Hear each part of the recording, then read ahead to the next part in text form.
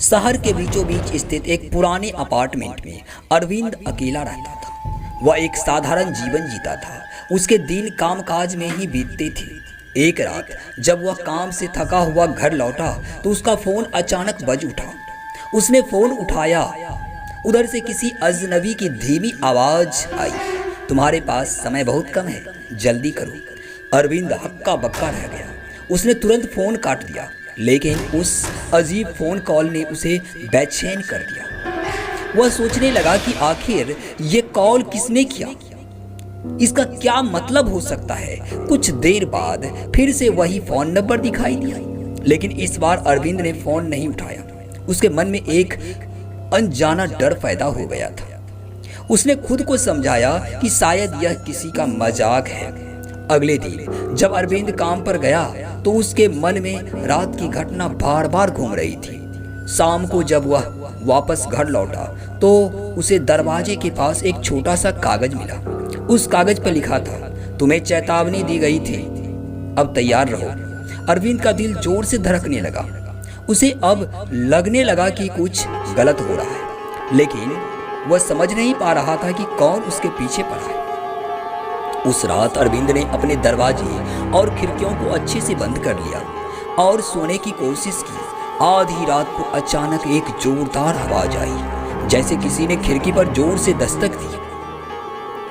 वह उठकर खिड़की के पास गया, लेकिन बाहर कोई नहीं था। तभी फोन फिर से बजा। उसने घबराते हुए फोन उठाया। इस बार वही अजनबी आवाज आई, तुम्हारे पास बस कुछ ही घंटे बचे हैं, जल्दी करो। अरविंद का डर अब चरम सीमा पर था। उसने जो सोचा कि उसे पुलिस के पास जाना चाहिए, लेकिन वह फोन की धमकियों से घबराया हुआ था। आखिरकार उसने हिम्मत जुटाई और कॉलर आईडी की मदद से फोन नंबर का पता लगाने की कोशिश की। नंबर एक सुनसान इलाके से ट्रेस हुआ, जो शहर से काफी दूर था।